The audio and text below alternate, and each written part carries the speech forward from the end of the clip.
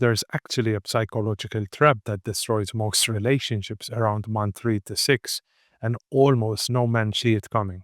So, in this video, I'm going to break down how to build strategic detachment so you don't catch the fears too quickly and end up getting dumped out of nowhere. This is a very important subject and one that I've written about for years, both on my blog and on my socials. And I've got to help hundreds of men with it over the years so that they can actually keep more of what they want in their relationships. So let's start with the biggest mistake men make.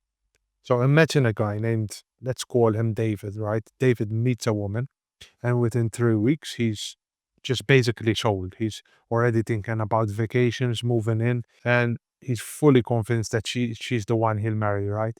He's already telling all his friends about her, raving about her great personality and interest, but he's leaving out one thing.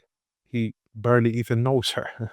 Because let's be honest, right? If David were buying a business, he would never sign the contract just because the lobby looked nice.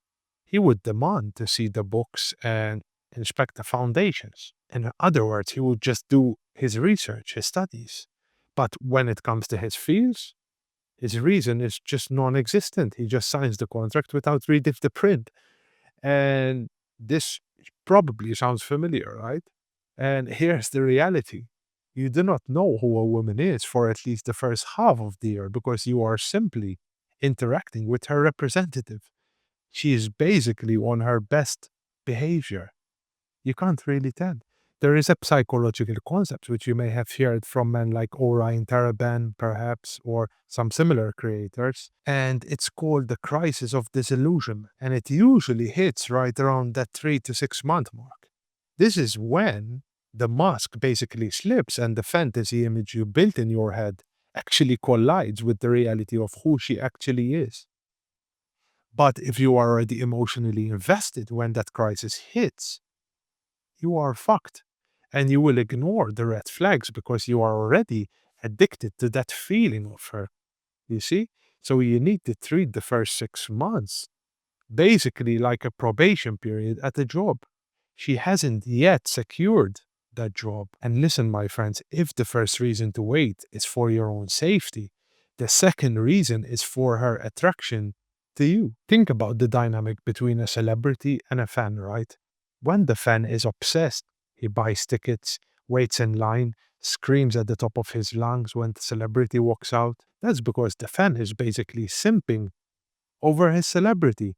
He is basically a lover, and the celebrity is basically getting to enjoy all the attention. He is the loved, right? And whether we like it or not, celebrities are rarely, if ever, simping over their fans because power naturally shifts in their favor. So when you emotionally invest too early, you unintentionally put on the fan jersey and start checking your phone to see if she texted or canceling your weekend plans to fit her schedule.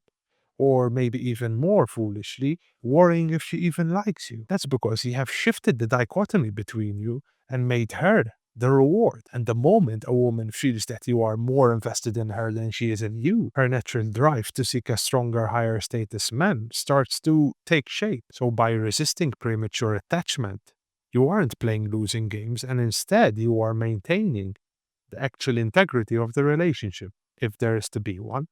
You are remaining in a dominant chooser role that is shared among men who have choice and who have value. Let's talk about how this actually happens. How do you stop yourself from catching feelings?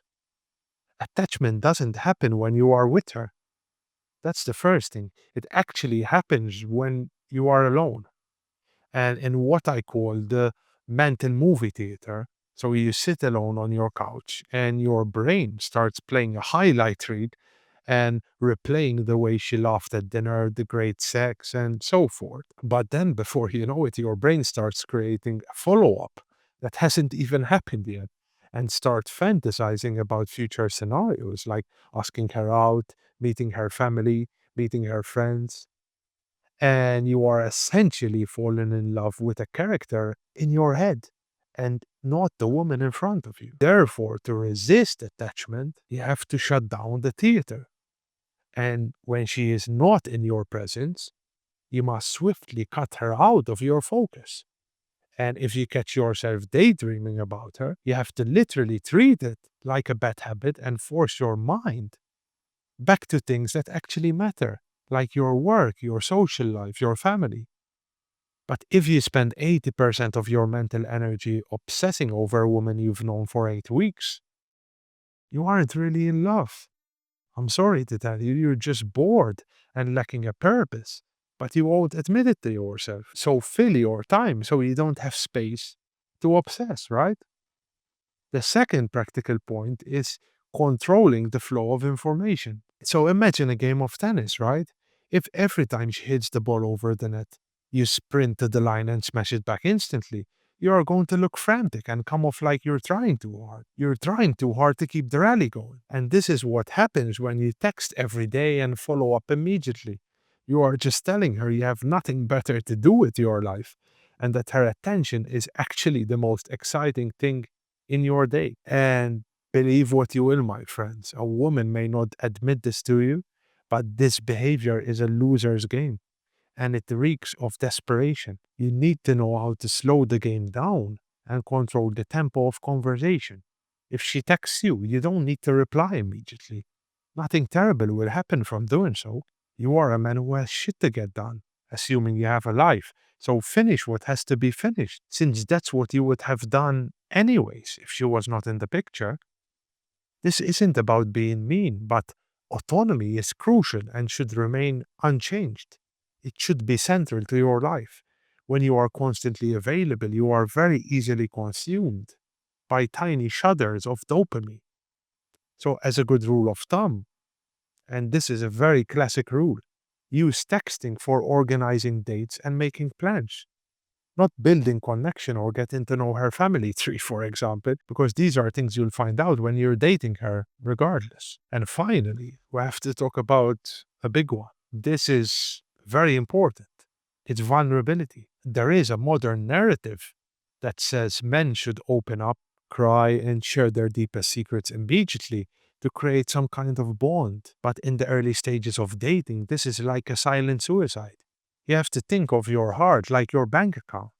You would not give a stranger your routing number and banking password on the third date just because the dinner conversation was good. Yet the men will hand over the keys to their emotional levers to a woman that they hardly even know. And they divulge everything about themselves. They share their traumas, their fears, and their weaknesses before that woman has even earned the right to see them. So if you wouldn't trust her with your life saving, do not trust her with your heart. Yet, vulnerability is something that is earned through loyalty and through time. If you spill all your guts too early, you aren't building intimacy, you are burdening her and giving her ammunition that can be used against you if that 3 to 6 month disillusionment actually goes south. So keep the vault closed until she has proven to be trustworthy enough to enter. And listen, emotional restraint is neither toxic nor cold. This is an important point. It is the only way to ensure that when you finally do decide to invest in a woman, it's because she is actually worth it and not because you are lonely or desperate. Using her as a coping mechanism to ease your suffering is dishonest. Take your time to get to know her properly first, and do not sign contracts you haven't read through and through. Very important. Anyways, my friends, that is all for today. If you have any questions, please leave them down below. Of course, if you'd like to work with me directly, click the first link in my bio. And thank you for listening. Take care.